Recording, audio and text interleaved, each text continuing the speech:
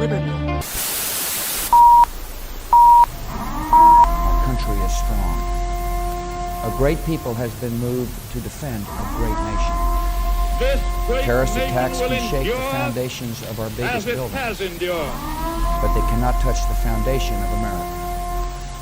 In the These acts councils shatter of government, steel, we must guard but they against cannot dent the the steel. acquisition of unwarranted influence, whether sought or unsought, by the military-industrial complex. Inherently and historically oppose the secret society. We, as Americans, have the capacity now, as we've had in We the decided past, long ago to do whatever dangers needs of to be done excessive and unwarranted to concealment preserve this last and facts greatest bastion of far freedom. outweigh the dangers In this which are present cited to crisis, justify it. government is not the solution to our problem. Government is the problem.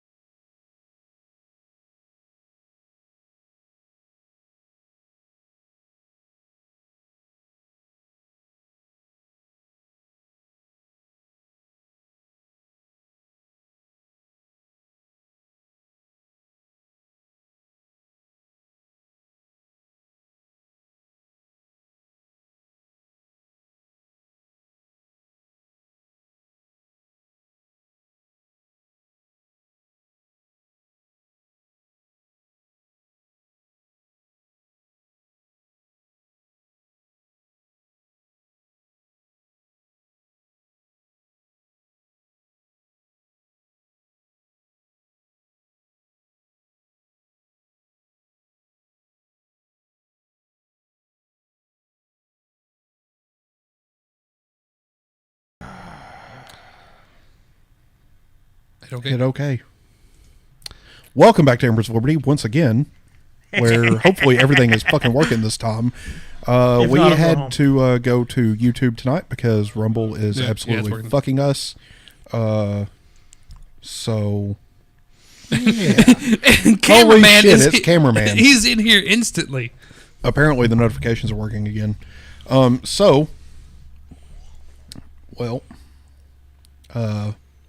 We're back on the YouTube. I think we're just going to start. Might just go back to YouTube. Just be careful. Going back to YouTube and just be a little bit more careful. And or I mean, you could hit the recording and then just upload to Bumble. Rumble. Why do you keep calling it Bumble, you idiot? I'm secretly having an affair. I would hope not, because your wife is in the other room. Well, that's why it's a joke, because she is sitting right there. Anywho, so welcome back, Cameraman. Glad to see you. He didn't get a notification. He was just talking to us. Yeah. Anywho, he's probably outside right now. That's why Sam's quiet. He killed my dog. Click clack, motherfucker. Click clack. You ain't got nothing on you, on your person.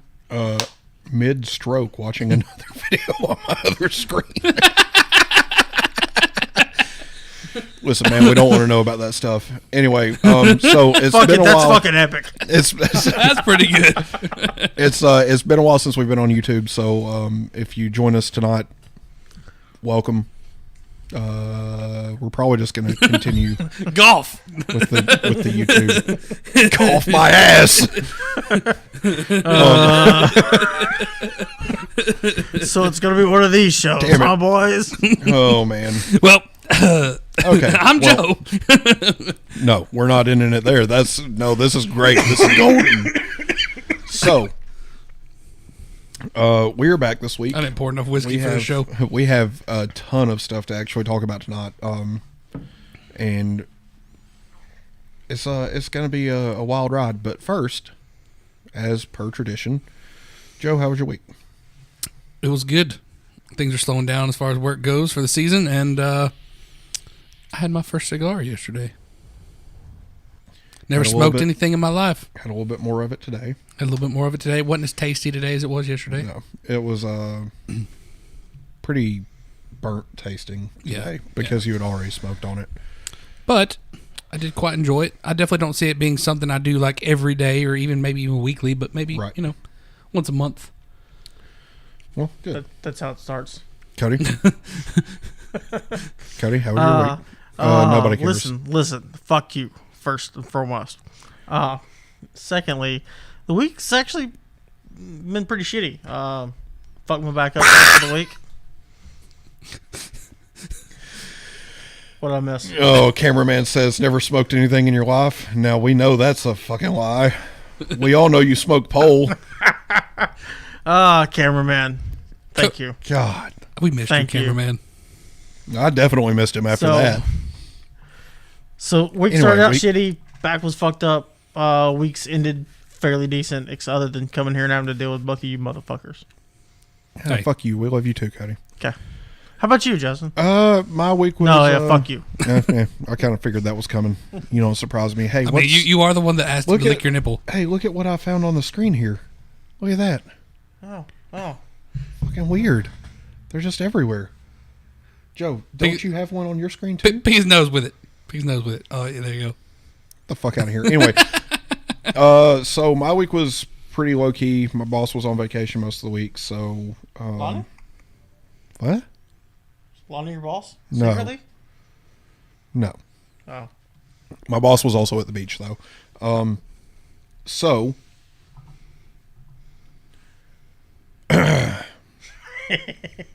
I keep reading the chat and I get distracted, and this is a problem because this has not been a problem lately on Rumble because nobody watches. Nobody's been there. Anyway, so yeah, week was pretty slow until Thursday when the customer came to see how we're going to be packaging the stuff that we shipped to them, and then played disc golf yesterday, and that's pretty much it. Not a bad week. So anyway, weeks are covered. Cody, you know what time it is. It's time to talk freedom things. America! Okay, so first off, Cody, I need you to pull up that. Hey, would you? Making sure the sound's working. Yeah, well, you've already passed it. Where's it at? Go. It should have already been pulled up. It's not. Well, you just opened Microsoft Edge, you idiot. My bad. What was it in? Firefox. There you go. Nobody uses that shit anymore. We do. On this computer. Yep. Yes, Joe, we know they're working. Now, Stupid. unfortunately for you, Cody, you're fired. What was he trying to use, Edge? Yes. Cody! Cameraman said to fire you, so I fired you. You're also rehired, so. Fuck you, quit. You can't fire This me is the because only job where we allow you to drink on the job. Yeah, for real. You should feel blessed. I can't say that. I said allow you to drink on the job. Yep, there's a big difference. I would never. So, first off, I want to get into something that's culturally significant, kind of. So Kanye West, otherwise known as Ye, here lately, because he's fucking, well, he's a crazy person, but he's pretty influential in the hip hop scene, and was married to a Kardashian and whatnot. Not anymore, but anyway, that first link, Cody, go ahead and pull that up.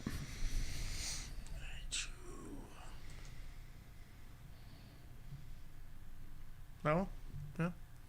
Yep, just go. Yep, there you go. Whoa.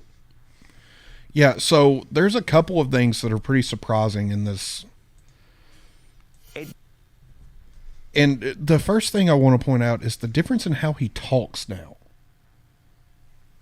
Like when you hear him talk, it's significantly different. Cameraman, it's actually not ye, it's yay. Like he says it himself. Let's just let the video speak for itself. So we're gonna play this first part, and then we're gonna have to skip a little bit.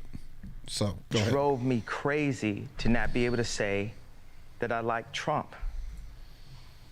It drove, because think about it, it's me. Imagine me not being able to say what I wanted. What was the point of being famous? What was the point of having, millions of people love your music? What was the point His of voice having is a different. voice if you can't even use your own voice and connect it to your own opinions? Yes. That's where the disconnect happened. That's where the, quote, I think wrongly diagnosed, that's where the bipolarity is. Because you got something you're thinking, but you're told you're not allowed to say it in public. Well, I never actually told people that I liked Trump when he was running because I was bullied by Hollywood. Because I stayed in Hollywood and people were like, think about your kids, and I'm trying to hold on to the marriage, so I'm just biting my tongue. Like, there's so many fathers and mothers that go to work every day and they're in a situation where they're biting their tongue because they think it will be better Yes. for their children. That's right. So even me in my position, I was biting my tongue on my political opinion because I thought it would be better for my children. And now you look up and my kids are going to a school that teaches black kids a complicated Kwanzaa. Kwanzaa doesn't, so they don't teach even Christmas itself, Christ Mass. They don't teach it at Sierra Canyon.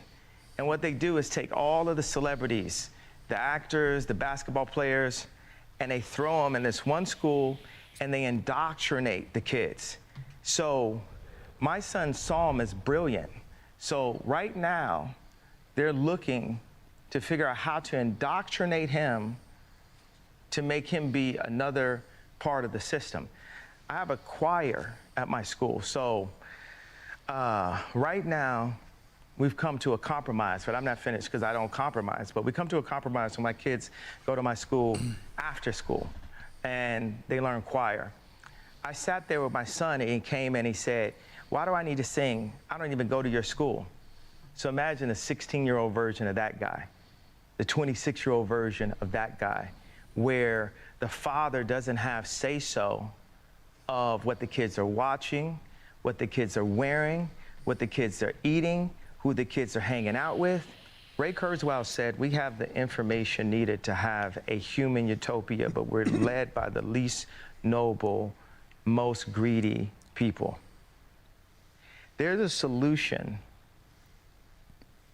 that can bring happiness to so many more people. All right, stop I even it. had this idea about...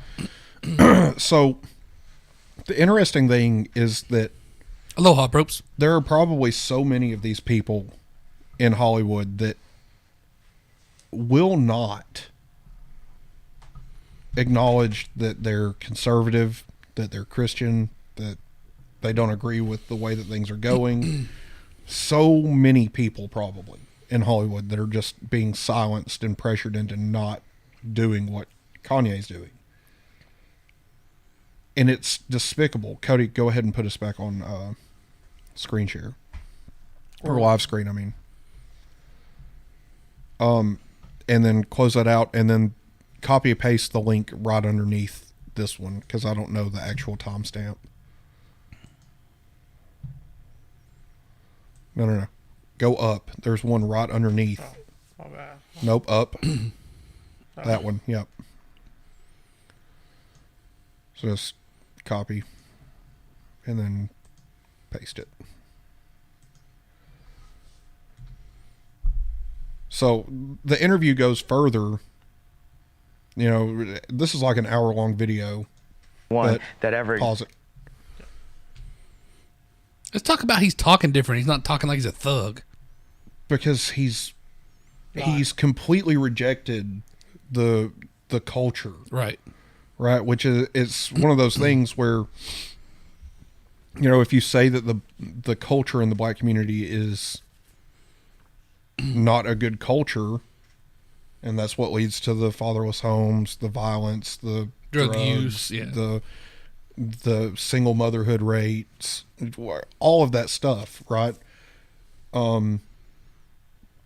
It kind of goes back to that culture, and he's rejecting the culture. You know, he's been in the like in the spotlight here lately because him and Candace Owens were wearing White Lives Matter shirts.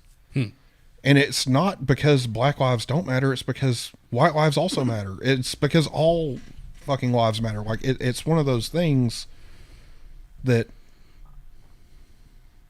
you've got to fucking act like everyone is equal. You can't play this victimization game, and he's abandoned that. Like he's completely over all of that bullshit. And it's good. So cameraman said it's like pronounced ye with a long sound. Is that ye? It's not ye. He pronounces it yay. Interesting. So anyway, go ahead and play this part, Cody. Out. You have to have righteous indignation as a Christian for everyone that ever said, I can't get mad because I'm a Christian. As a Christian, it's like, yeah. I don't understand how you can work and be so successful and influential in the music business and the fashion industry, the two most liberal businesses probably in the world, as a professing Christian with a pro-life badge on. How does that work? I always think, whenever God allows a brilliant idea to channel through me and allows me to somehow, take credit for it. Cameraman, you are indeed getting I always censored. snicker at the fact that No, he put it up there. with the liberals, their main, I don't see it. their main tool Yeah, is it's not though. that they use are artists and influencers, right? But then God has the number one artist and the number one influencer as a conservative. So I always chuckle at that. Every time I come up with some brilliant, I'm like, could you imagine if, they could have just indoctrinated Ye? The world could have just totally been... Yep, he did say yay. Ran into the hole. And there's battles that the devil had won, but the devil's a defeated foe. Like, for me to have gone from Jesus walks to you're such a hoe, I love it, that's that deviation from the path. So, I love that question because I really, every time, it just tickles me, like that the very thing that liberals use the most of, they don't have the best person at it. Do you talk to other people in your business, who are successful in the music industry, the fashion business, who secretly agree with you? Yeah, there's a lot of people. There's a lot of fashion people. Tommy Hilfiger loved Trump. Let me see I got to think of all the other Trump. I'm not even going to use the term Trump supporter, right? Because why don't people say Hillary supporter or Biden supporter? This is just, yeah, there's a lot of people. You know what? People in my business who love Trump, businessmen. Damn it. People who love money. Yeah. People who love money, people who actually like being successful and not ran into the ground. Like, those are some of the people. All right. Subscribe to the Fox News YouTube channel. Sorry, I was distracted by the loud popping in the microwave. Go to the, yep. So, the whole thing with Hollywood is that you can't, it's so groupthinky, right? Like, you can't have an opinion that doesn't match the rest of the world, right, as far as Hollywood goes.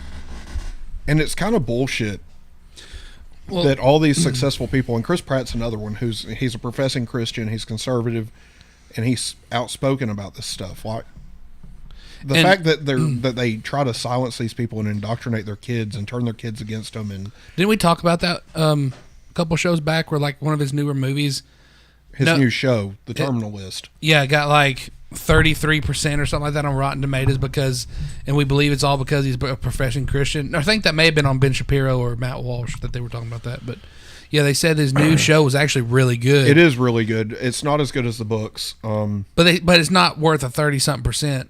on No, Rotten Tomatoes. no, They think that Rotten Tomatoes did that to him because of his Christian profession. Well, and it's also a really violent show, and it's really it really points out like the corruption within government, right? Even within the military. So it kind of goes against the narrative, if you will. Right.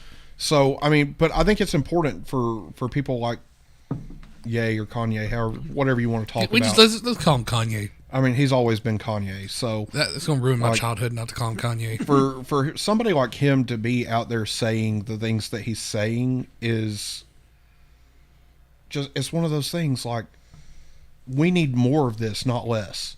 Right? We need more people coming out and saying, yeah, it's okay to be conservative. It's okay to be a Christian. It's okay to not allow yourself to be indoctrinated. Right. So it's just, it's crazy.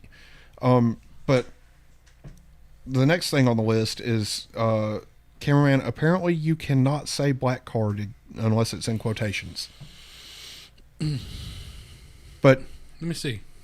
I mean, I get his point because he was trying to say that he had his black card revoked, which, I mean, I kind of... Let me. I don't know, man.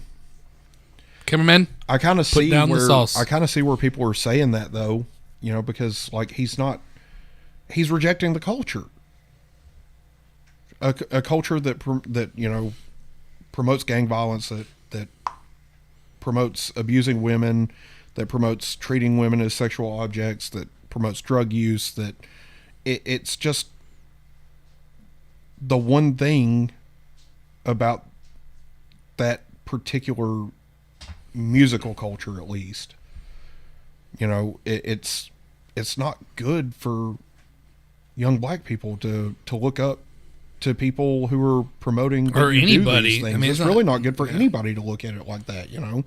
So, like, I agree with what Kanye's doing. I think it's a good thing overall, as long as he's been genuine about it and not just following.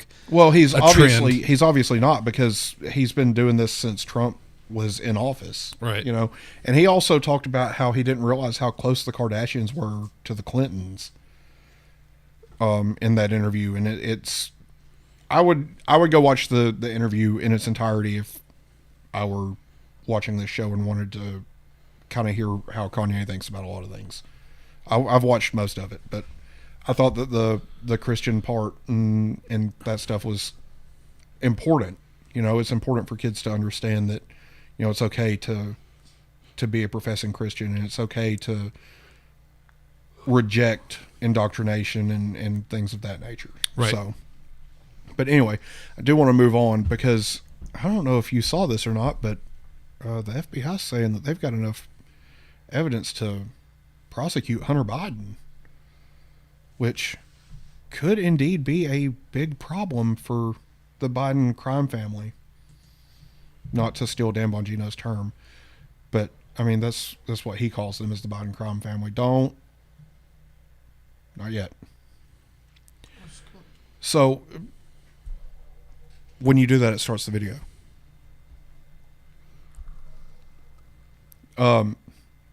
Anyway, you know what? Fuck it. Go ahead. Damn it. Just mute it. Oh, look at them fast fingers. Look at that. Now you got to put it on screen share. You want me to now? Yep. You sure? I'm positive. You only do it when Daddy says so. I will leave this motherfucking house. You're gonna hit play. There's new reporting tonight that likely has the White House's attention. The Washington Post first had the story. The Probes, headline, we're getting there. Federal agents see chargeable tax gun purchase case against Hunter Biden. Delaware U.S. Attorney David Weiss, a Trump appointee, must decide whether to charge the son of the current president. Now, this follows CNN reporting back in July that prosecutors, FBI, and IRS investigators were discussing similar potential charges. Devlin Barrett shares the byline in the Washington Post story, joins us now. What is going on with that? That's a closed caption, but it's terrible. So what we've been told is that for Hobo. a number of months, the federal agents who have worked the Hunter Biden investigation have Turn believed the they have a closed chargeable captions off, case. Cody, please. Now, that's important, but it's not.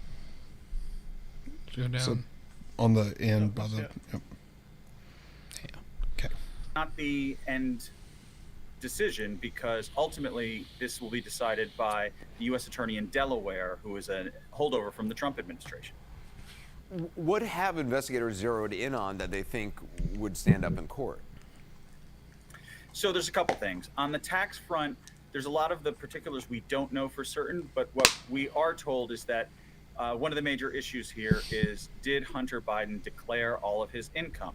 Because if you'll recall, the Republicans have made a big talking point, both from the 2020 election on, about his business deals. And so the investigators are looking at, did he declare all the income from those deals? And then as far as the gun charge goes, he bought a gun in 2018, and on that paperwork he said he was not using or addicted to drugs. And in his autobiography, he describes using drugs quite frequently during that time period. So that's not all. Potential legal pitfall for him. And is it clear to what extent Attorney General Garland, who was obviously appointed by Hunter Biden's father, is involved with this case? So when he's been asked about this, Attorney General Garland has made very clear that this is a case being supervised by the U.S. Attorney in Delaware. Now, obviously, the U.S. Attorney reports to the Attorney General, but the Attorney General has promised there will be no political interference or meddling of any kind with that case being handled by that Republican-appointed Attorney General. But obviously, this whole case is so intertwined with politics and suspicion about, possible wrongdoing or mishandling that, people are going to look at this very closely. Do you have a sense of how likely it is that the investigation will actually move forward to a prosecution? I really don't know the answer to that. But one of the things you see, for example, if you take just the subset of gun cases, in gun cases, the year that Hunter Biden made that gun purchase, about 60% of the time, federal agents recommended charging. Prosecutors went ahead and charged that individual. So I don't think it's by any means certain that you will see ultimately an indictment out of this. But what we do know and what we are reporting is that federal agents believe that there is a chargeable case here. Interesting. Devlin Barrett, appreciate it. Thank you. All right. So, back to screen share or live screen. Damn it. So, the interesting thing to me about this is that they're not going after him for the things that they need to be going after him for. Like his fucking obvious ties to... What? Don't do that shit. Could you hear it? Could you hear it in the mic? No. I saw it out of the corner of my eye. Don't be doing that shit. What I want to know is, how does this man still look so damn good after all them drugs and hookers? He doesn't look good. He looks like he's fucking falling apart. I mean, not... He's got that crazy look in his eyes. He's got that crazy look. So, the thing that we all want to see Hunter Biden prosecuted on is not the... well, I do want to see him prosecuted on the gun charges. I don't care about his taxes, because as a libertarian, taxation is fucking theft. Well, we kind of want to see it done just because we hate him. But what I want to see is, them going after him for obvious corruption, for the excessive drug use that they have ample evidence of, and I want to see them fucking lock this bitch up. What's going to happen? Absolutely nothing, because more likely than not, Joe Biden is going to use his authority to fucking pardon him. I feel like that should not even be legal, though. I don't feel like it should be legal either. Like, that's a conflict of probably interest. what's going to happen. Like, if you're a president, you can pardon anyone you want except your own family. Now, the next video, Cody, I got you full tonight, buddy. Busy night. Right up to the point that I'll fucking leave. So the interesting thing is that there are no foreign national advocate charges included in these possible charges. There's no drug use charges, none of that stuff. Do you see the note, Cody? Mm-hmm. Okay.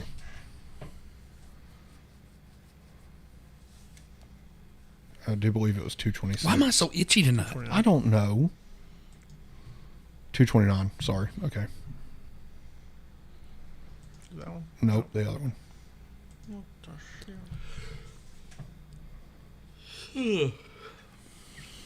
Yeah, you can start it a couple of seconds prior. Okay, so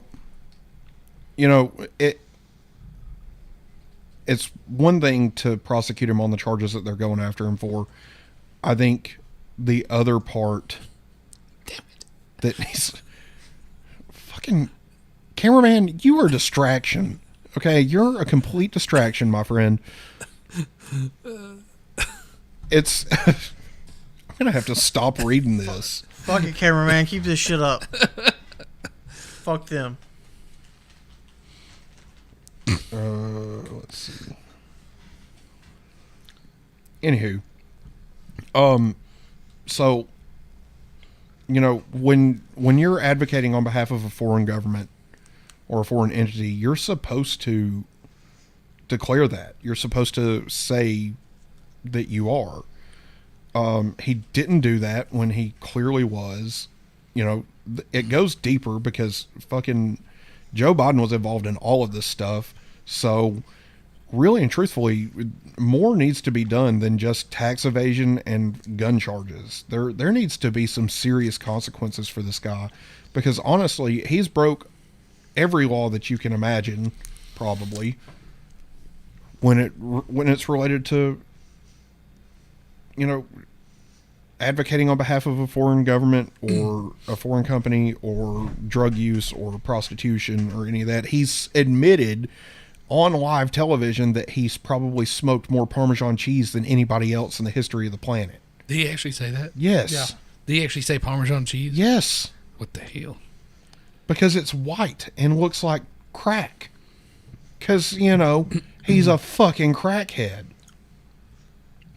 But anyway, so the video that you're about to watch is Tony Bobulinski, who was a business partner for Jim and Hunter with obvious ties to Joe, right? So go ahead and play that, Cody.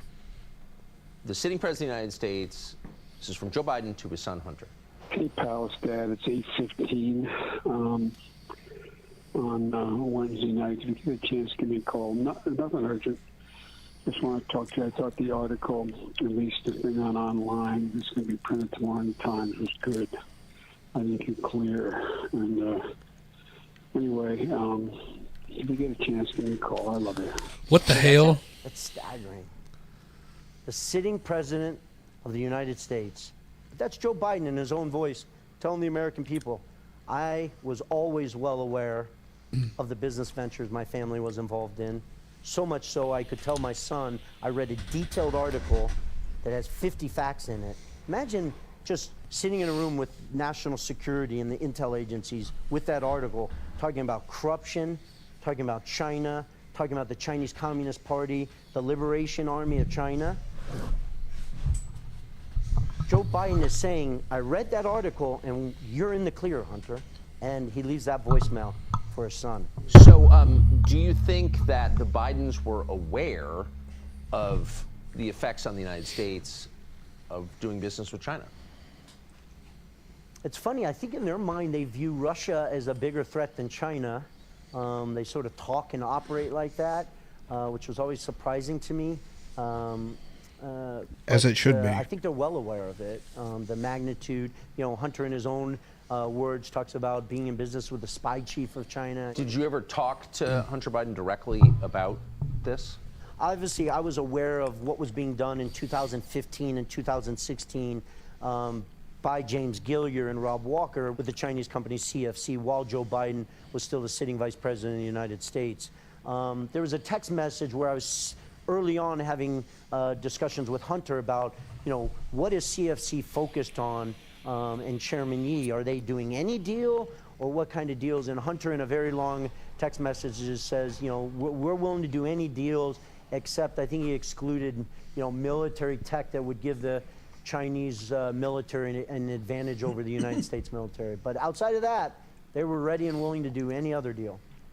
So you said they viewed Russia.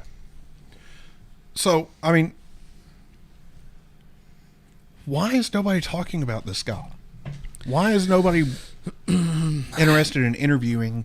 I'm wondering as to why, when Joe Biden said that, why are they not questioning him? Like, hey, in the clear about what? That's the thing. Like, yeah, what is he in the clear for? And you, as the sitting why the president, fuck did you feel the need to actually say, I think you're in the clear? That's just disturbing. It's the fucking corrupt swamp of Washington, D.C., and Joe Biden's at the fucking center of it.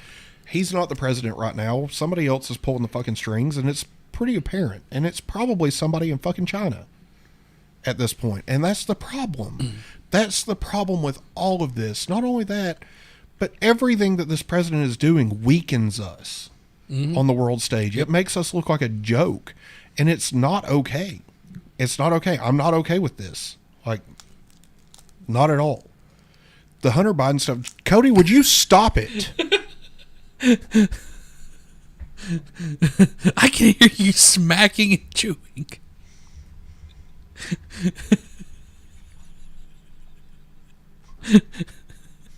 If looks could kill, you would be dead right now. So would you. Cameraman, you might not be able to hear anything, but we can. Kind of like I can hear your fucking nose whistle. Because you breathe into the microphone so much. Cody? Bad. Stop it. Okay. But yeah, I don't like. I feel like this is impeachable. Even it clearly is, or at least warrants investigation. At the minimum, this is worse than anything that Trump ever actually did. You know, and I'm not. What? Oh, the comment showed up on yours before it did. I was just looking. I hate you, cameraman. Anyway, so the whole thing with Hunter Biden is that he should be in jail with his father and his uncle. They should all be in jail. They're all fucking criminals, and it's pretty apparent at this point. And if Trump had done anything fucking half as bad as what they did with their dealings with China and Ukraine, which it's clear that they dealt with Ukraine, because if they hadn't, there wouldn't be money going back and forth between here and Ukraine all the time. It's a money laundering scheme, and it's bullshit. And honestly, that kind of leads directly into the next topic, which is that the war in Ukraine is apparently heating up again. I don't know if you've seen it, but there was a bridge going to... Oh, yeah. That shit got blown up. And I don't mean like, What the fuck? Okay, search Ukrainian bridge. Yeah, and I don't mean just like... search Ukraine bridge. I don't mean like, grenade blown up. Yeah, the bridge to Crimea. I mean, this shit got like C4'd. Like, it's rough. I mean, it was blown up. You can probably just do the Sky News one. The first one. That one. Yeah. I'm sure. It was. And I don't think it was no truck bomb either. Well, I think that it was a truck bomb that was loaded up with explosives. It's an apparent suicide bombing. So, go ahead and play this. It was an obvious target, strategic and symbolic, connecting the Russian mainland with illegally annexed Crimea, and not quite as secure as Russia must have hoped. I mean, that's a big old boom. Massive explosion tearing one section of the bridge massive. apart early Saturday morning, that one is day after Vladimir Putin's fucking 70th insane. birthday. Russia's investigative committee says the blast was caused by a truck bomb and has identified the truck's owner as a resident of the city of Krasnodar. According to preliminary data, this morning a truck exploded on the road section of the Crimea Bridge from the side of the Taman Peninsula.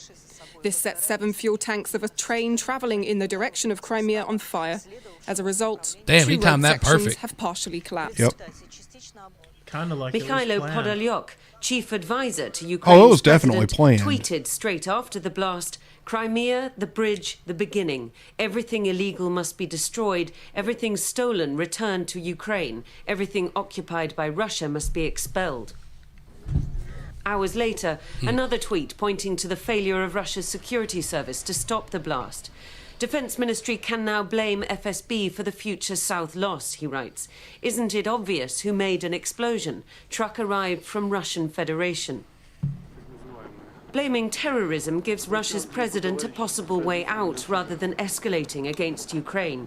He has yet to make any kind of declaration beyond calling for full criminal investigations. But this bridge was dear to him, a symbol of the reclaiming of Crimea 8 years ago, built by one of his old pals, Arkady Rotenberg, at huge expense, a key piece of infrastructure waiting to be hit. And these astonishing images will reverberate across Russia, a sign, if ever there was one, that his special military operation is having unintended consequences, even as the clamour of voices calling for a tougher military response to Russia's losses on the battlefield further adds to the pressure on Vladimir Putin. Diana Magnay, Sky News, Moscow. I mean, that wasn't just some, that wasn't just like a fertilizer bomb. Like that was some military grade shit. Yeah, it was a truck full of explosives. So cameraman asked if we have all our chip-based needs met yet. Remember, it was months ago now that I said here on the stream that we're going to let China take Taiwan, just like we were letting Russia take Ukraine. Here's the thing: we're not letting Russia do anything as far as Ukraine goes. With Taiwan, we're absolutely standing by and watching this all happen, and it's disgusting. Well, and supposedly, if you're talking about like microchips, like supposedly Joe Biden has supposedly put a program forward to start making those microchips here in the U.S. Well, so that's one of his big things, right? Is like the CHIPS Act and shit like that. Yeah. Whether it actually goes forward or not, we don't know. But what the fuck?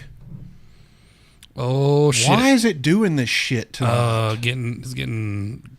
You know why? Yeah, probably.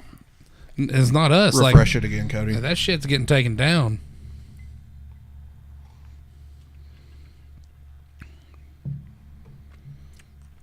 What the fuck? Okay, search Zelensky preemptive strikes. Right there. It's already typed in, right below the cursor.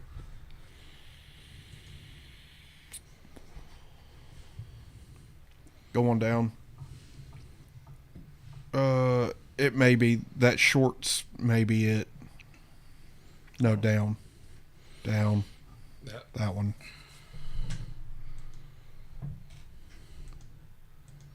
What the fuck is that?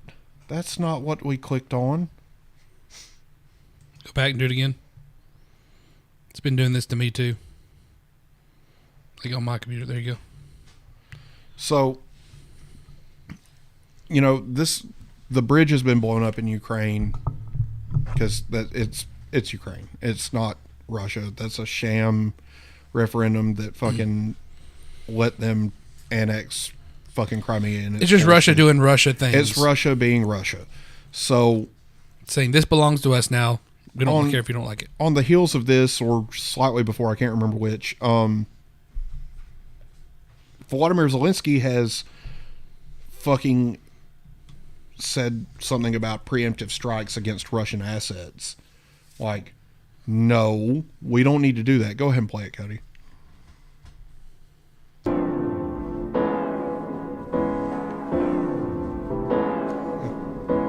Що повинно робити НАТО? Унеможливлювати застосування Росії ядерної зброї. Але, що важливо, я ще раз звертаюсь до міжнародної спільноти. Як це було до 24-го? Превентивні удари, щоб вони знали, що з ними буде, якщо вони застосують. I mean, he's right. He's right. He's right, though. But here's the thing. You can't preemptively strike Russia to prevent them from using a nuke, because then they will nuke fucking Ukraine. It will end up being a thermonuclear war. Here's the thing: if we touch Russia, they're going to try to nuke us. They're going to try to nuke us too. Well, it's not going to be Ukraine. Like they'll start with Ukraine. It's fucking insane to fucking ask NATO to preemptively strike Russia. You are not part of NATO. You need to shut the fuck up. They have applied to be members of NATO. Yeah, and it's not going to work. They're not going to admit Ukraine. I don't know. I thought they won't. I thought that was a kind of generally accepted that they were going to. They've tried before and they've got rejected. They're not going to admit Ukraine into NATO, like at all. Why though? Because they don't need to be part of NATO. They're fucking corrupt. I mean, everybody's corrupt. Not only that, but they can't even provide their own defense. Right now, America is providing their defense for them. Because, you know, that bill that had emergency funding for Florida after they got hit by a fucking hurricane, you know what else was included in that? $600 million to these cocksuckers. Mm-hmm. What the fuck? Yep. Why are you putting stuff for Ukraine in a bill about fucking Hurricane Ian? If that doesn't show you how corrupt our government is and how far they're willing to go to do what they want to do without our consent, I don't know what's going to, because you don't try to provide hurricane relief and then sneak in $600 million for Ukraine. That is not something you do. That is not in the interest of the American people. That is not in the interest of the international community. That's not in the interest of anybody except for you, because you want to look good, because you think that you're doing the right thing by helping Ukraine and Florida. Here's the thing. Ukraine does not deserve our help anymore. I'm sorry. You either fucking win the war or make peace talks, but you need to do it on your own now. Because the only thing that this country is doing is fucking printing money that's making it harder for inflation to come down, because they don't get it. They don't understand that money doesn't come from nowhere. Yep. This is the whole fucking problem. Not only that, but a day after he calls for preemptive strikes, he walks it back like he didn't say that I want you to strike Russian assets. I was talking about sanctions. No, you fucking weren't. You were not talking about sanctions. You were talking about what will happen if they use a nuke. You were talking about preemptive strikes, because here's the thing. If Russia drops a nuke in Ukraine and NATO doesn't do anything, the entire world looks weak. The entire West looks weak. Then we're all drug into this fucking global conflict, because then China's going to do whatever they want with Taiwan. North Korea is going to do whatever they want in regards to Japan and China and everybody else in South Korea. It spirals, and it's bullshit. You can't continue down this fucking path. Either NATO steps in and does something to prevent this from happening, Russia negotiates a peace agreement, or Zelensky needs to fucking step down, because he's going to drag us all into a fucking nuclear war. And it's fucking stupid. Well, I think either way, we're all getting drugged into a nuclear war at some point. The likelihood that Russia's going to drop a nuke in Ukraine is increasing by the day. Exactly. That's what I'm saying. And it's terrifying. And if it comes down to it and it actually happens and we don't do anything about it, either way, no matter what happens, I think if that one nuke goes off, you're going to slow the slow decline of the world will speed up if it doesn't just go straight down. Yep. So anyway, Cody, go to the next video. My friends, I know the world seems pretty bad right now. Down that one. But it's about to get much worse. Friends, I know things are pretty bad right now. They're going to get way worse. And I want you to know that we're here for you when that happens. As long as we can be. Anyway, so this next clip is literally like the next day. Go ahead. Hold on. So cameraman says the conflict between two non-NATO countries isn't our fight. It's not our fight. It's not our fight, but the thing is if they drop a nuclear weapon on Ukraine, nuclear fallout is going to go into NATO countries, which will be an Article 5 act of war. Yeah. And it drags the entirety of NATO into it, or it makes NATO look like pussies. But if he just nukes you, if I see him pushing the button, I don't see him just doing it in Ukraine, though. Well, no, because there's no end game there. Once you launch that first one, either continue to use them or you get your fucking ass handed to you by the entire fucking globe. If I was going to nuke one country, you better believe that I'm going to be ready to nuke more than just one at the same time. The problem with them using a nuke is that the reaction from the world will be so swift, they probably won't have a chance to do anything else. No, see, that's what I'm saying. Like, it would have to be literally at the same time. Coordinated strikes across right. So against all of the if you hear of a nuke hitting Ukraine, you're probably going to hear about nukes hitting other places the same day. Probably. You see what I'm saying? I mean, Putin's not stupid. He's crazy. He's not stupid. That's what I'm saying. Like if I was Putin and He's I was going to on his deathbed though, so yeah, exactly because he don't care. Cancer man. is fucking. He's going to start slinging missiles. But here's the other thing. At what point does somebody in his inner circle Just throw shoot him in out the of a head. fucking window? Same could be said here. Yeah, I mean, but see, who we don't know though what his inner circle looks like. We don't know if they're his inner circle is worse than he is. But that's what I'm saying. Like they all want the same mission. That's why they're in his inner circle. Yeah. So if they throw him out the window, for all we know, the next one could be even worse. You know. Yeah. And in all likelihood, it will be. So go ahead. So and it doesn't play really this. matter. The world must act now to stop Russia's nuclear threat. Speaking today to the BBC, Ukraine's leader warns that Russian officials have begun to prepare Now, we're their gonna watch this society entire thing. for the possible use of nuclear weapons, although he does not believe the country is ready to use them. It comes as Ukraine's army has been making big gains, recapturing large swathes of territory from Russia in a major counter-offensive. Mr. Zelensky was speaking in Kyiv to our World Affairs editor, John Simpson. At the moment, there's no doubt who's winning. The Ukrainians are taking back more territory every day. Hello. Hello, Mr. Nice to meet you, John. Very nice to You're meet welcome. you. Still, when I met President Zelensky, I found he was careful not to crow too much about Ukraine's victories over the Russians. They're putting up a good enough fight, I would say, but we have enough strength and materials to go forward. The main thing, maybe, is motivation. I think that they don't have motivation. Yesterday, President Zelensky alarmed a lot of people by seeming to say he wanted a preemptive strike to stop Russia using battlefield nuclear weapons. Today, he was keen to say he had just been talking about preemptive sanctions against No, he Russia. was not. But he says that Russia is preparing people for the use of nuclear weapons. They begin to prepare their society. That is very dangerous. They are not ready to do it, to use it, but they begin to communicate. What you mean, prepare society for using a nuclear weapon? They don't know if they will use or they will not use. I think that it's dangerous even to speak about it. That I said, you have to do preventive kicks, not attacks. But we are not That's terrorists. not what you said, We don't though. fight on another territory. Even our attitude from our society, attitude to Russians after this invasion, after all this 8 years war, 8 years blood tragedy, even after this attitude us to them, to society, we are not ready to kill people like Russians do it.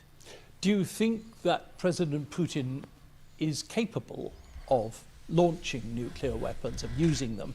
Якщо я скажу, наприклад, що вони не спроможні If I say, for example, they are incapable of using nuclear weapons, then an inadequate person who has this power in his hands will say, "Oh, really? I can't? Well, here, see how I can, and therefore use it." Now, if I say he can use it, it can cause panic moods in many countries, including Ukraine. All that Putin is afraid of, it's not even a nuclear strike. He's afraid of his own society.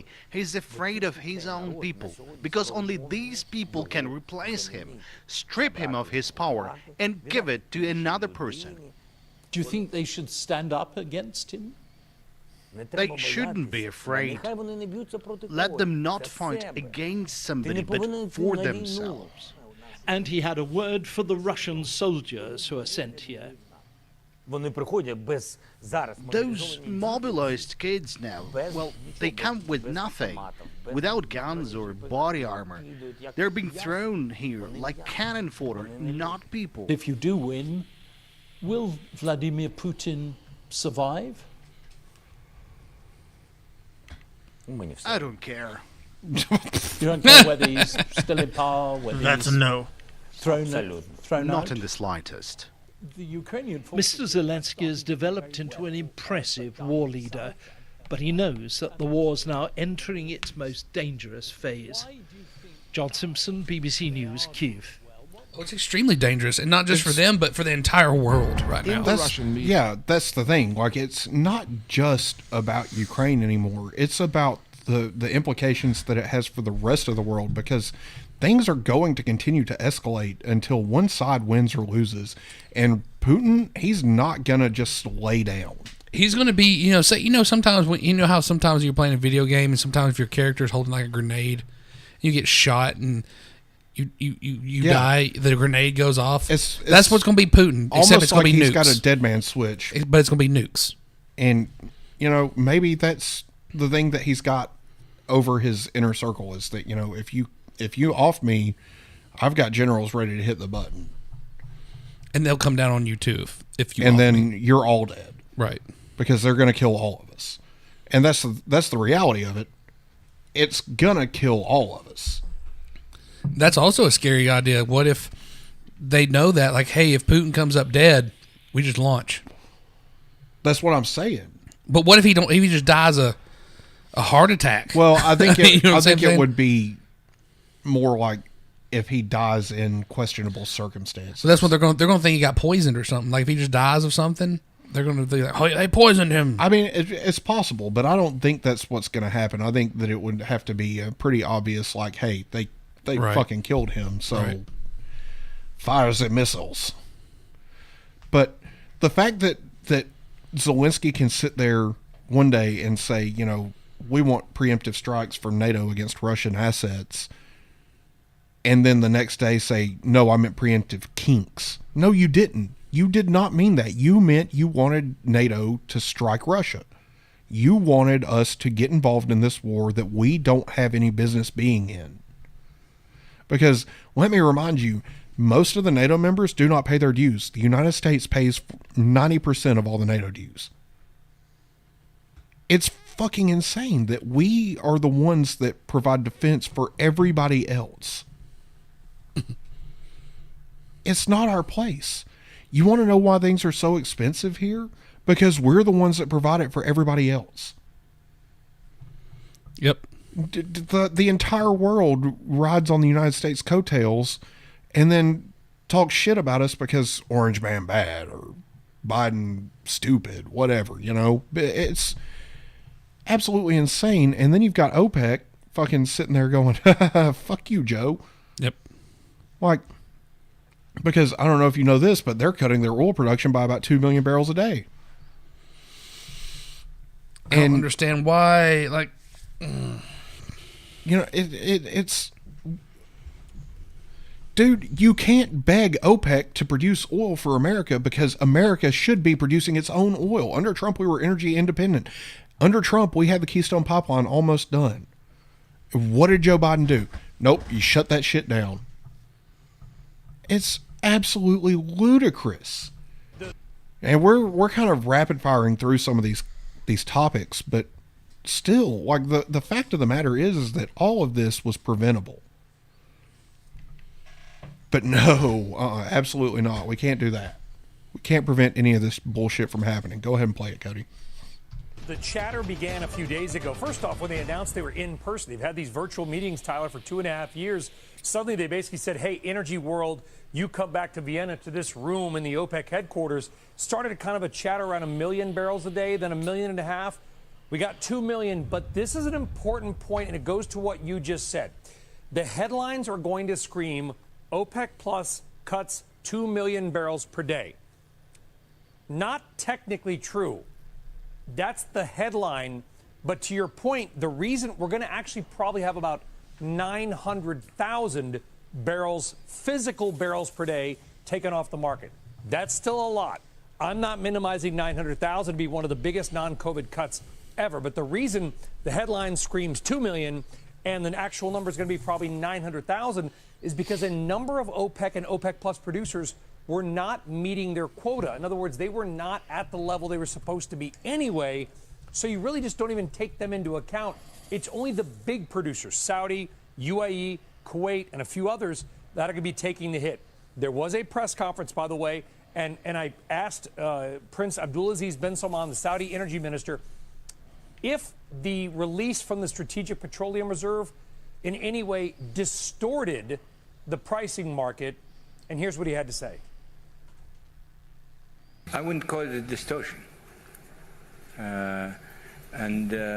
Actually, it was done in the right time. And if it didn't happen, I'm sure that things might be different than what it is today. So there you go. That's the Saudi energy minister, and we're going to actually sit down with him here in a few minutes. Don't take my word for what this might mean, because it is a big deal. One of our best friends, get over here. I'm jumping in on these random guests all day. Of course, Halima Croft needs no introduction. Halima, thanks for sticking around late. What's your quick take on what happened today? No, I mean, this was anticipated that we would see a significant... 2 million?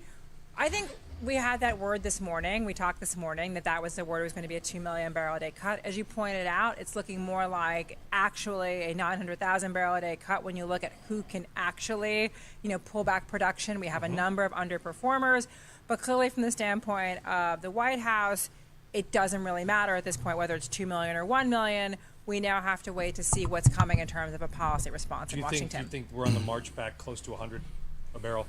I mean, I look at December, and that's why my question was about what comes in December, because we are looking at a situation where we have the European Union embargo set to take effect come December 5. No Russian barrels go to Europe. We have a whole set of other additional sanctions that will make it difficult to move Russian barrels to Asia. And we have a price cap plan that we are waiting to see if it launches or not. And so there's a lot of uncertainty about what we could be looking at in terms of disruption come December. Thanks for the impromptu interview again. Thank you, But Brian. that's why she's the best. Absolutely. So, Tyler, I mean, listen, we've got the December 5th sanctions. We've got this EU proposed price cap. We have the release of the SPR going on for months now. Now we've got this cut. I mean, the energy war, whatever you want to call it, I mean, it just appears to kind of be ramping up. Oh, and by the way, the deputy prime minister of Russia, who was the energy minister, was here in this building today, highest level Russian official to visit Europe since the war and the sanctions began. Quite the scene here in Vienna, Austria. Really amazing. Great to have you there on the ground. So maybe not 2 million barrels a day, but that's still a lot of production. Now, I've heard conflicting things about some of the OPEC facilities that weren't meeting their requirements to begin with, and this, that, and the other. So, whether or not it's true or not, Cody, make sure we're on full screen. Whether or not it's actually, what's going to happen is yet to be seen. But of course, this is being met with fucking more weakening of the United States in the face of a global conflict in the form of releasing more from the Strategic Petroleum Reserve that we shouldn't be releasing. Absolutely ludicrous. Cody, go ahead. The White House says President Biden has directed the Department of Energy to release another 10 million barrels from the country's Strategic Petroleum Reserve next month. But that move was already planned before OPEC's announcement. So what's next? Let's bring in the Special Presidential Coordinator for Energy Security, Amos Hochstein, for more on this. Amos, thank you for being here. How often can we tap into the Strategic Reserve, given it's meant for emergencies? Is this a feasible way forward? Well, first, good morning, and thank you for having me, Diana. It's really good to see you. The president is determined to do a number of things. One is to make sure that American consumers are shielded from the actions, the mistaken actions, and the very unfortunate actions that OPEC took yesterday. Let's just level set this a little bit. As you reported on your show, just a few months ago in June, gasoline prices were averaging over $5 a gallon. They may have gone up a couple of cents, but they are still averaging today about $3.70. And in fact, if you take California out of that equation, most Americans are seeing prices as low as $3.20-something. or $3.30. That's about what it is in Huntsville right now. We have worked tirelessly at the $3 and what? Biden's direction About- to reduce the price about of gasoline $3.30. at the pump. He's taken a number of steps, and those have been successful in reducing the prices for consumers. We are It's like 302 here. Continue to bring those 319. prices down. Damn, and it to went keep up. them from escalating. OPEC's decision yesterday, just one word of caution for Americans as they watch what a very small number of countries announce. There's a very big difference between what they announce and what they actually do. So we'll see what they actually end up cutting. But we are, as far as the SPR, the president ordered the release of 180 million barrels over a period of 6 months or so. We are not there yet.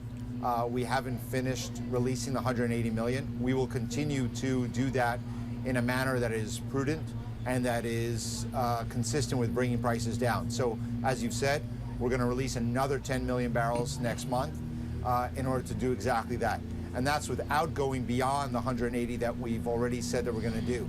So we are doing this while maintaining the national security of the United States and making sure that consumers don't feel the pinch because of the decisions that Saudi or Russia are doing. Cody, and it's not just about Americans. I need a button. The decision that Saudi Arabia and Russia and the rest of OPEC did yesterday is really going to hurt less Americans, and more it's going to hurt poor countries, developing countries. I'm gonna be honest with around you. the world who are already suffering. I'm kinda retarded. High energy prices as a result Yep. of the war in Ukraine, and now sadly OPEC decided to This turn their guy's backs lying on them so hard and to, that the to veins in announce his this forehead are Now, literally unless about you to talk pop about through. the global impacts here. That's how among hard he's others, lying. this You move see that helps vein on the Russia side of a his few head? fronts, Yep. including putting more pressure on European countries that are boycotting Russian oil right now. So does the president see this as an act of aggression?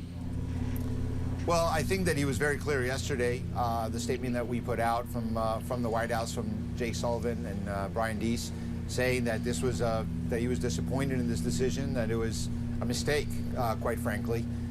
It is supporting Russia, a country that is actually, brutally invaded another country and is now suffering the consequences itself, with its economy being devastated, its military being devastated. Not clear why OPEC decided to take this action at a time where the global economy doesn't warrant it, the energy markets don't warrant it, and the geostrategy and geopolitics don't warrant it. So quite bewildering, the irresponsible action that they've taken yesterday. But at the end of the day, they are a organization of a number of countries that divide their production into quotas. We are going to have to do what the president sees as right to defend the United States and make sure that consumers don't feel that pinch, and that the united front that the world has really shown against Russia maintains its unity. We'll continue to work with the European allies to make sure that Russia cannot continue its aggression. So almost President Biden has been criticized for not doing more on the domestic front, for killing the Keystone XL pipeline project. So Cody, you're telling me, go refresh the show notes tab. So no joke, gas was $3.02 Friday. Yep. It went up almost 20 cents overnight. I put in a link there at the bottom. No, the one up right there. So, of course, with all this going on, Peter Ducey's going to be Peter Ducey. He's America's douche. He's a douche, but he's our douche. He's our douche. Kind of like Peter Ducey. That Hot Tub Time Machine quote. He an asshole, but he our asshole. I was using that to describe you today at work. Yep. Well, that's perfectly accurate. So, go ahead and put us. I'll drink to that one. We're there. Yep. Go. During a White House press briefing on Tuesday, Fox News correspondent Peter Ducey grilled Press Secretary Karine Jean-Pierre on gas prices. Ducey asked Jean-Pierre if Biden took responsibility for gas prices going down, if he is responsible for them now going up. I like the way she says The press Ducey. secretary shot down his question, saying the situation is, quote, more nuanced than that, given global challenges, such as the pandemic and Russia's war in Ukraine. Ducey highlighted high gas prices in various states, asking, quote, why is who that? can afford that?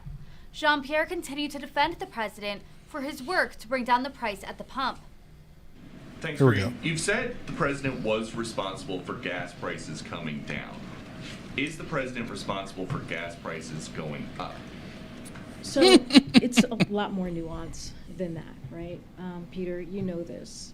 There have been global challenges that we have all dealt with. When I say all, meaning other countries as well have dealt with since the pandemic. There's been pandemic and there's been Putin's war.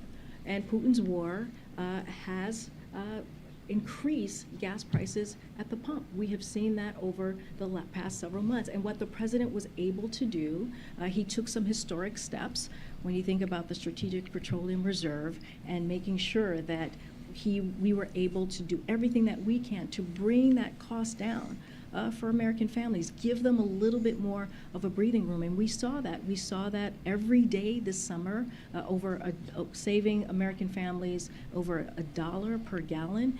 And so that is what the president's going to continue to stay focused on, our American consumers. How do we continue to keep prices down? That's why we did the Inflation Reduction Act. That's why we talk about the CHIPS Act. All of these things are going to help Americans here in this country. And there are consumers now in California paying $6.41 a gallon for gas. That's California. $5.51, Oregon $5.46.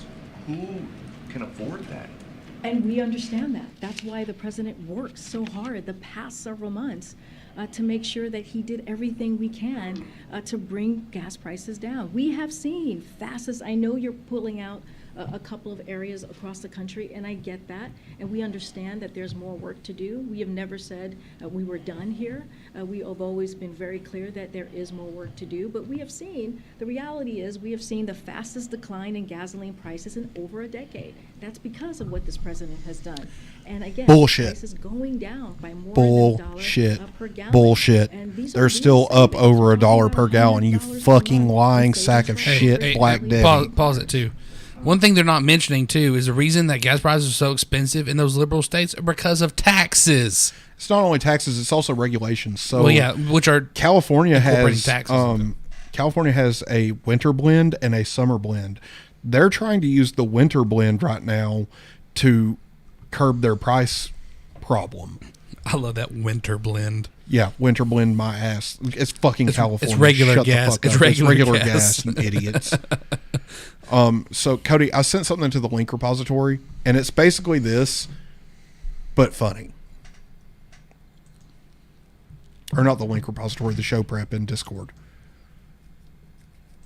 Because I did it from my phone. The bottom. Right there. That picture's still. I hope this is going to work this time. What are you doing? Just hit play. Damn it. Nope, it's not working. So Propes says having a winter and summer blend is a completely legitimate thing. Yeah, I mean, I know. So but to California, the summer blend, it doesn't give off as much emissions and blah, blah, blah. But nobody else has summer and winter blends.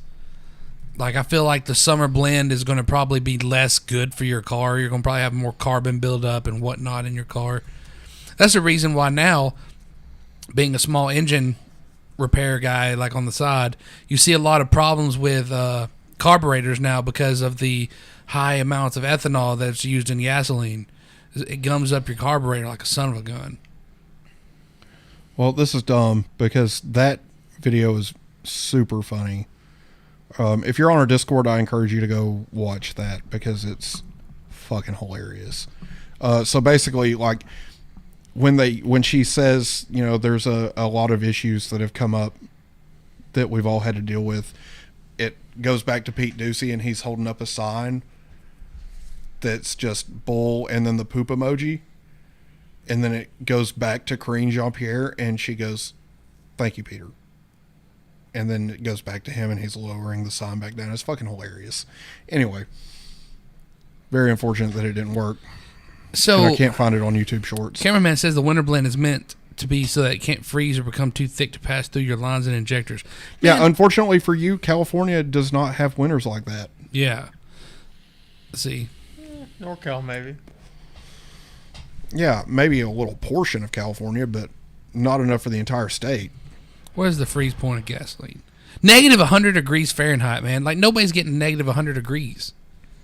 That's for freeze solid. It'll start to gel before then. Okay, instead of freeze point, I put gel point of gasoline.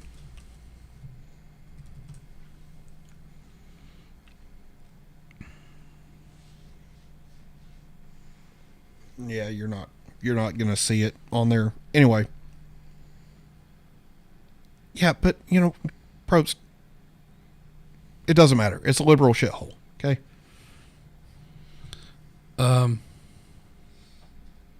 It's mainly a problem with diesel more than it is gasoline. Well, yeah, diesel gels at about 30-ish. No, it says 17 here.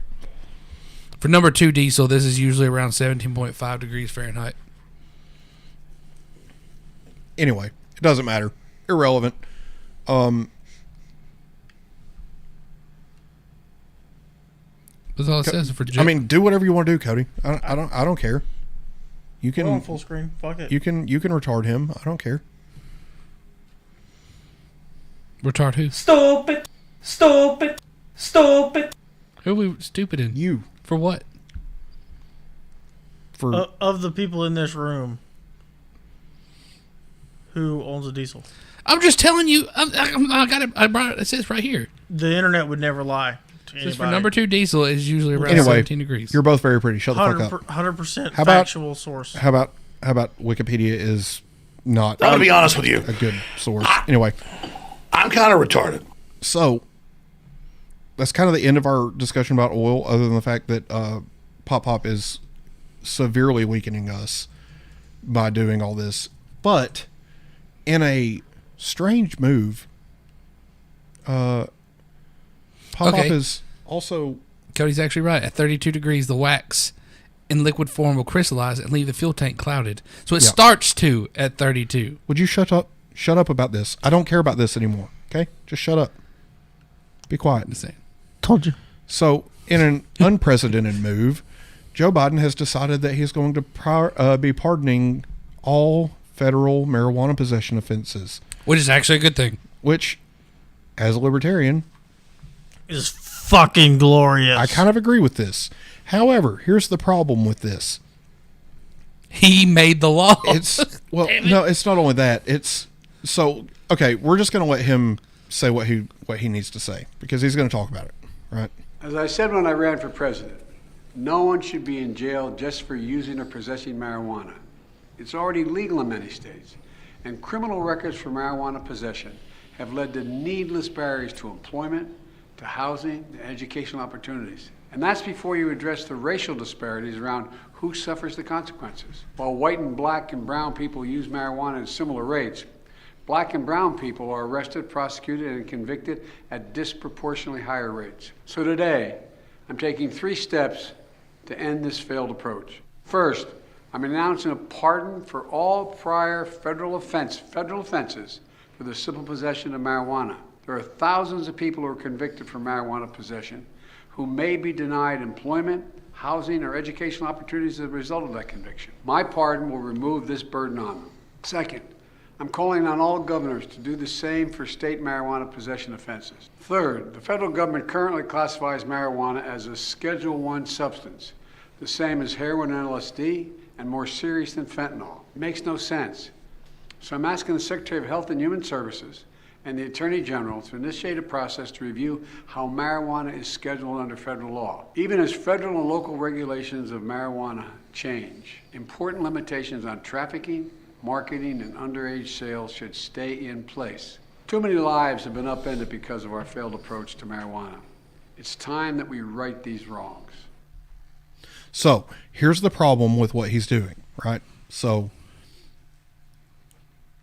yes, I agree. Marijuana should be legal.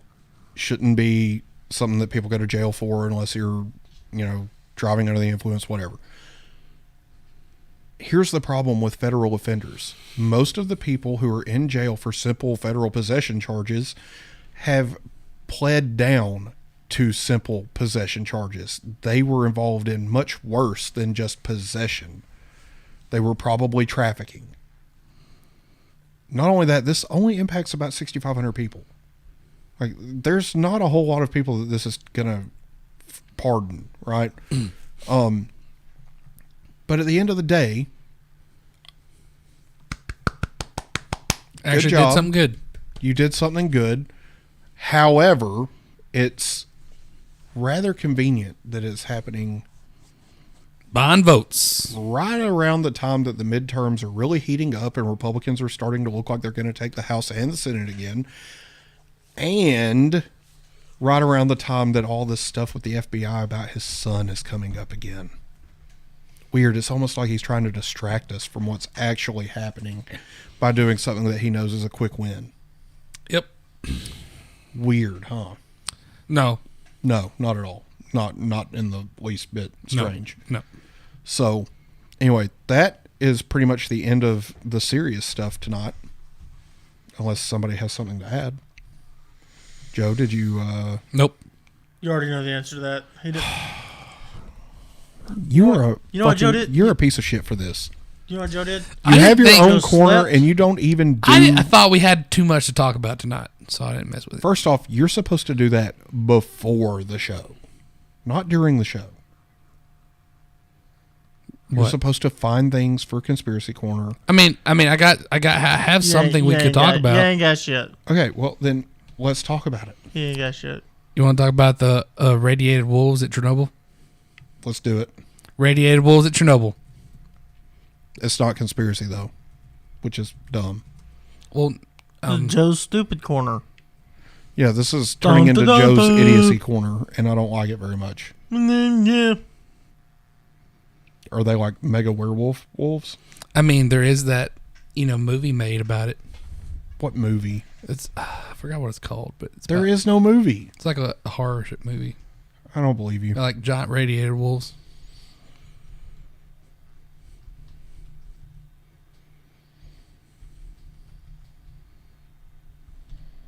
There you go.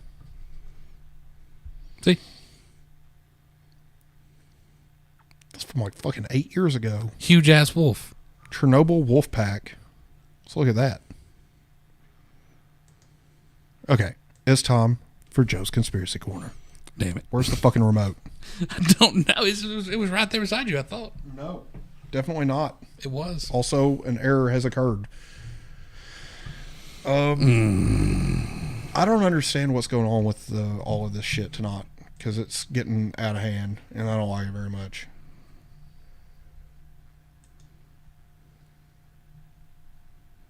The internet hates us tonight.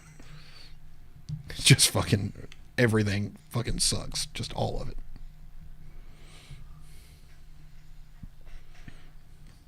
Well, apparently you don't get your Chernobyl wolf pack. Well, shit. So that's only 6 minutes long. Only 6 minutes. I mean, we got Tom.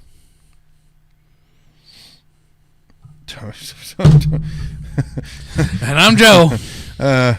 Okay. Well, so apparently there's nothing. We're not going to be able to do anything, not even a funny, because YouTube doesn't work anymore. It's being dumb. Close some of those other tabs, Cody. Maybe that's the problem. Do you have a funny? Cody, do you have a funny? I didn't even know if I was coming tonight, so. Cody, you got your own corner. First off, you're here every week. I don't want to hear shit coming out of your mouth. Okay? Nothing. You got something for Justin's financial corner? No, because nothing's going on except for the market is crashing. You can find something to talk about. Conspiracy is much more easily accessible than putting things in terms that your dumbass will understand for financial corner. I mean, but is it really that complicated? I mean, the world is just crashing. Stupid him. It really is just crashing. Stupid. I mean, it looks pretty rough. Joe, actually, you're smell like failure. That too. It looks pretty rough out there for real, though. Well, yeah, because the entire fucking economy is crashing because nobody is doing anything right. The entire world is crashing. What are you doing?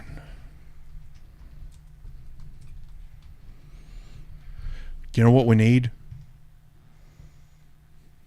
Did we already do Splinter Cell Co-op Theater? No. We need to do Splinter Cell Co-op Theater. That needs to be the funny.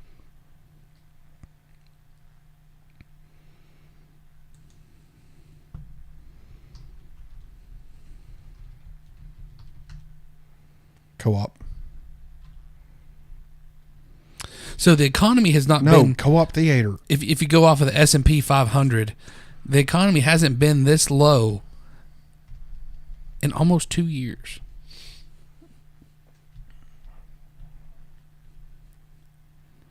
Like Cody, just type in theater. It was fucking there, I swear to God. There it is. So this is from fucking 15 years ago, but it's fucking because hilarious. this originated on G4. G4, yep. Yep. Look at that. This is fucking hilarious. Video game TV. Where we all first fell in love. Oh my God. With everybody's favorite Asian. I don't know if this was Olivia Munn. Olivia Munn. Yeah. I don't think Asian is what she is. Oh, she's Asian. I don't think so. She even says she's Asian. Whatever. All Roll it. I think this is the right one, but I'm not sure. I am so embarrassed for Adam Sessler and Morgan Webb. Welcome back to X-Play. One of the best things about Splinter Cell Chaos Theory is the co-op play. In other words, you and a friend can play through 4 specific co-op missions together. Which sounds awesome, unless your friend is stupid, like this. When America needs a hero. When freedom Steve and stands Bob. alone. When justice needs to be upheld, there's only one place to turn. Through the cover of night, America's top agents will defend our liberty from those who wish us harm. Let us join Special Agent Bob and Secret Agent Steve, 2 of the finest official, unofficial Splinter Cells. Once I get these files, we'll find the vice president and get out of here. This is it. Dude! What? You're an idiot! Now we have to find another terminal. Come on, don't be pissed. Steve, it was a joke. You want to play Navy SEALs? No. Come on, I'll be Charlie Sheen, and you can be whoever else was in that movie. I think Bill Paxton was in that movie. You can be him. I'm not playing Navy SEALs. And Bill Paxton was not in that movie. Dude! What? Let's finish the job. Can we just drop it? He wasn't in the movie. Jesus, did you really need to kill him? What? Dude, this guy had the job of patrolling the sewers, and you just go and break his neck? Wait, what are you doing? Goodbye, sewer boy. Man, that would look great in my living room. Hey, we should do a Trading Spaces. No. Come on, it'll be fun. You can redo my bathroom, and I'll do your living room. Yeah, that's totally how I want to spend my day off. Fixing your bathroom while Navy SEAL Sheen turns my living room into a bad 80s movie. This isn't the one that I was thinking of, but It still doesn't change the fact that Bill Paxton wasn't in it.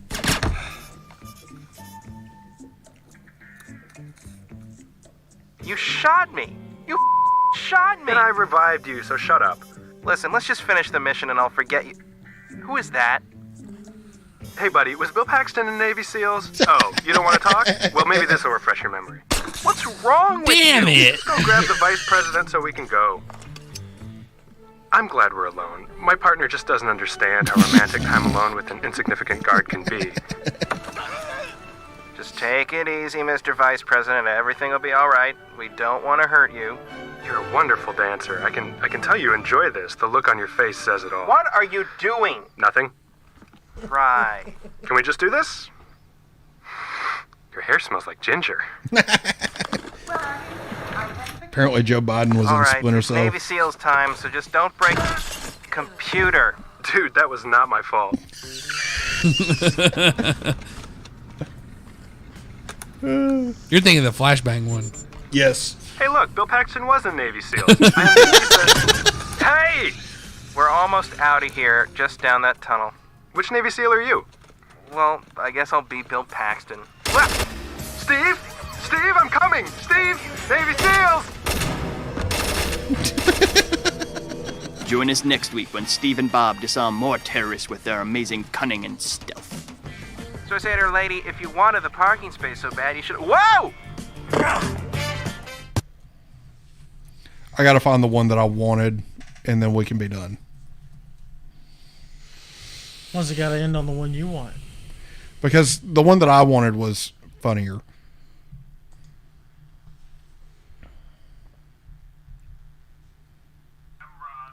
Yep, this is it. Okay.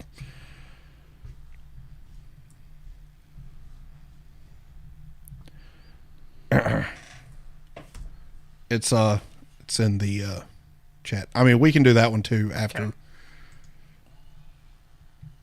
No, in the Discord. Sorry, we're repeating, but this is beautiful. Thorax the Impaler. Shut up. Two looking for group for older man. It's Adam Sessler and Morgan Webb. Welcome back to X-Play. In 2002, the American Theater Wing named X-Play the finest regional theater in the country. With this honor, we received a grant of $25,000 to continue producing quality theater. Since then, we've spent most of the money on bourbon and speculative real estate ventures. Well, of course. But now, to fulfill our contractual obligations to those ball breakers in the Broadway community, we now present yet another edition of Splinter Cell Co-op Theater. When America needs a hero. When freedom stands so alone. Funny. When justice needs to be upheld, there's only one place to turn. Through the cover of night, America's top agents will defend our liberty from those who wish us harm. These videos just bring back all the memories. Let us join like Special all the Agent good ones. Bob and Secret Agent Steve, When two of things the were so much finest simpler. official, unofficial Splinter Cells. What are we watching? Grabnar the Wanderer. What? Yeah, Grabnar is a medieval monk with the powers of the god Caniathan. He wanders from town to town. Doing what? Mainly killing people. Could you With his give me a Gimli little helmet room, on. Bob? Actually, you can call me Thorax the Impaler. What? It's cool, huh? Or do you like that, or do you like Ramrod the Destroyer? Are you retarded? Look, your name is Bob, and I'm calling you Bob. Who is this Bob that you speak of, fellow wanderer? You've got to be kidding me. Thorax the Impaler never speaks in jest. Bob, would you just help me rappel down? Thorax.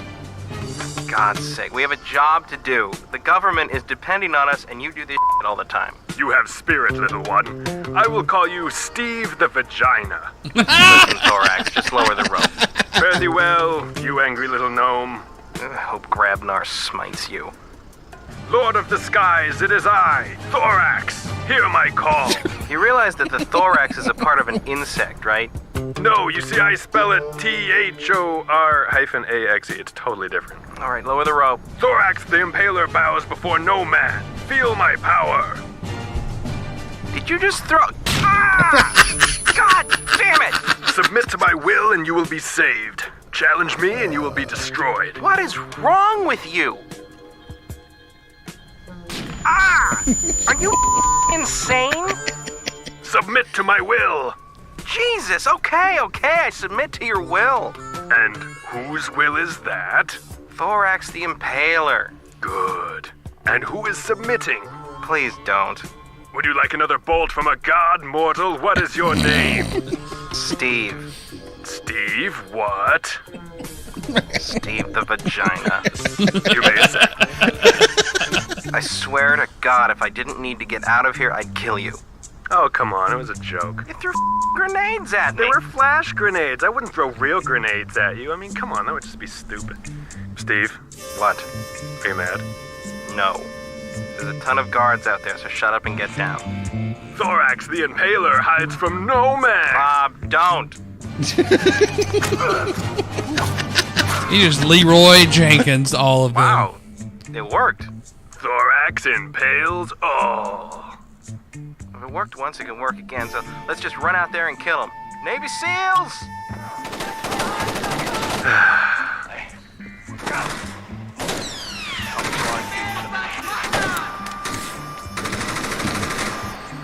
And that is why they call you Steve the Vagina. What the hell? You were supposed to back me up. Thorax the Impaler knows not to fight when he cannot win. Ah! Ah! Join us next week when Steve and Bob disarm more terrorists with their amazing cunning and stealth. Speaking of Steve the Vagina, yeah! I actually mowed his yard temporarily. Wet. One step ahead of you, buddy. Who? Steve the Vagina. Steve. I don't know who Steve, you're where talking you about. going? Remember Big Steve? Steve. No. Be mad. He was like the big nerdy guy that we. Oh yeah, Steve. We called him Steve the Vagina. Yeah, because of this video. Yeah. I mowed his yard temporarily. Oh, okay, cool. I haven't spoken to him in years. Yeah. His little creepy friend that smelled of BO, though, I did talk to him. mainly to tell him that I didn't give a shit about his opinion because he smelled like BO in high school. I don't remember that guy. Deodorant. I don't remember that guy. Is it that one? Which one are you looking for? I think it's season 1, episode 6. I think so. It's going to be in season 1 at least because it's season 1 is the best. Season 1 is the best.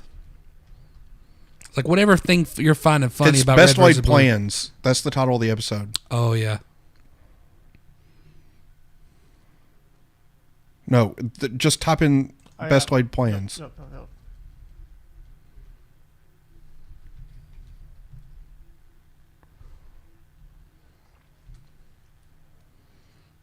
Yep. Season 3. Holy shit. Oh, they went into like 4 or 5 of them. I mean, they went. They had They're a lot. still doing it. Really? Yeah. Damn. This is going to be it. Now that is memories. That is memories. It is. I can still smell. I can still taste the Mountain Dew. Yep. And Doritos. Come on, Mr. Blue Guy. You gotta wake up. Wake up. It hurts. Just let me die. You can't die. I'm bored. All these girls want to talk about is chick stuff. And not the fun chick stuff like ribbons and unicorns. I don't have treads, but I often find them staring at things that they really shouldn't be. You see? Boring stuff, like oppression and a hostile work environment. Get Doc. I need Doc. I can't. He got possessed by the evil guy and they escaped. He is the one that shot you. Don't you remember? I know. I want him to shoot me again. Now. Sounds like someone's got a case of the poor me's. If you were going to die, you would have done it by now. Maybe you just need to realize you're going to have to live with intense pain. Get that Sarge guy. Have him make me a new body. We can't. We're out of parts because we overused that joke. And Sarge left with the others to chase Doc. But don't you worry. They left a long time ago, so I'm sure they'll be back any minute. Simmons had a foolproof plan to catch him. Hello? Is anybody here? Just great. Guess we all got separated in the teleporter. Sarge, this is Simmons 2.0. Do you read me? Apparently your plan to chase Lopez and Doc has failed miserably. Freaking hated that level. I appear to be stuck in some kind of nexus of teleporters, which can take me anywhere in the universe. Or it's a janitor's closet. Hell, I don't fucking know. Sarge, are you there? Sarge! Hello? Anyone? Do you read me? Do I read you? Anyone? Anybody? Nobody? Okay. Well, I don't think the others are coming. We must have gotten separated somehow. My toes are getting pruny. Okay. Why don't we try to find O'Malley? I know where you can find O'Malley. He lived inside my helmet for a while. Maybe he left an address to send his mail. We were like roommates. Sounds like he took some of the furniture when he left. And the carpet. And the drapes. And I wouldn't expect to get that deposit back, if you know what I mean. Sergeant, look. A sleeping person. Oh gosh, here we go. Macaroon. Yeah, macaroon. He's not sleeping, son. He's dead. Oh, good. At first, I thought that was me, because I am blue, and I like to sleep. But if he is dead, that cannot be me. That would be silly. No doubt he was killed by our very enemy. Once again, I find myself torn. On the one hand, there's one less blue in the universe. But now Doc's got a bigger body count than me. And that just won't do. No, sir. No, sir. Rest in peace. Scumbag. Look! More sleeping people! It must be nap time. But who has nap time now? Nap time comes before pants time, not after. I think these people are just making up times. What the Samuel Helsinki happened here? It must have been an enormous battle. Hello? Is anyone okay? Are there any survivors? Preferably any red survivors. Don't let that discourage you from speaking up if you're blue. I won't step on your neck or anything like that. Am I allowed to answer? Shh, quiet. You hear that? Yes, that noise is called water. It is very wet and very sloshy. I was talking about the trumpet, blue tard. I have to go to the bathroom now for some reason. Which is odd, because I already went when we were standing in the creek together. Wait a minute, I know that song. That's Reveille. Why would someone be playing Reveille in the middle of the... Oh, sweet giblet, giblets! Running time!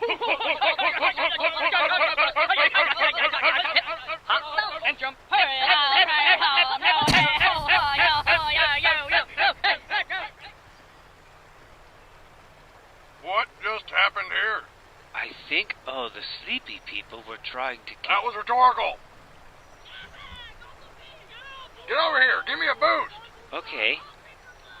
You are a good person, and people say We actually not getting nice flagged? things about you. Not a morale boost, moron, a physical one. I need to see what's in that window. That window is very high. I don't think you are tall enough. I know. I need you to help me look through it. I don't think I am tall enough either. Also, my head is round. That window is square. Come here, you. Whoa! What do you see? I see a room. And? What's in the room? There are some walls and some ceilings. Wait, Just one ceiling. What's making all that racket? Kill the reds! Kill the reds! Kill the reds! Kill the reds! Kill the reds! You are not going to like it. Caboose, I have a very bad feeling about... What's that? Oh my god, I love this so much.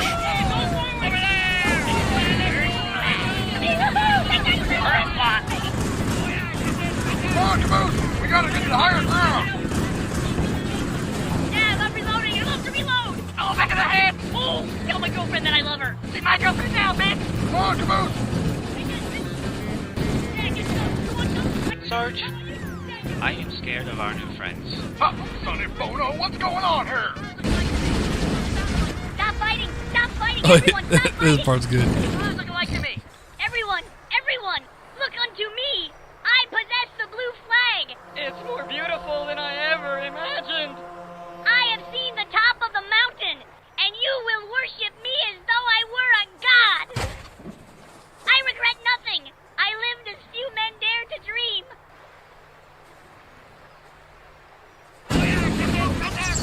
Oh yeah! Oh no! Headshot! Oh, you rocket whore! Hey, get some! You want some? I got some for you! How about you? The only good blue is a dead blue! Right, this water's cold! Hey, ho! Hey, ho! Hey, ho! Hey, ho! Hey, ho! Hey! No! Weak! You took my kill! I didn't see your name on it! Oh, you fucking camping bitch! It's a legitimate strategy! Whoa! Damn!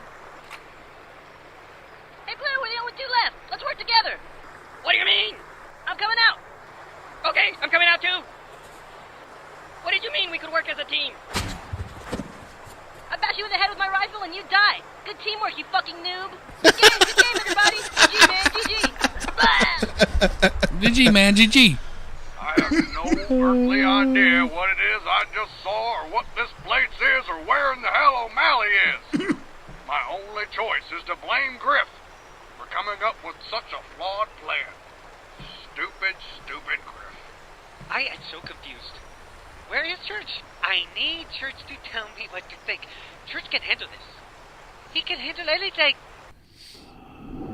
Hey, asshole, for the last time, let me out of this goddamn jail cell! Yeah. Oh, I thought they was going to be the one like, it's the beast, the anti-flag. No. Simpler times. Simpler times. Like I said, I can still taste the Mountain Dew and Doritos. Yep. That we ate way too much of. Yep. And the Taco Indeed. Bell. Just while we're all fat. Ate a lot of Taco Bell then That too. rum. I wasn't drinking yet. Yeah, me neither. Novices. This was what, late 8th grade or 7th, 8th grade, early high school. Yep. Yeah. Yep. And then women started happening and Right, so maybe I'm just an alcoholic in the house. Land parties became. Well, yes, we you that was are. established like 15 years ago.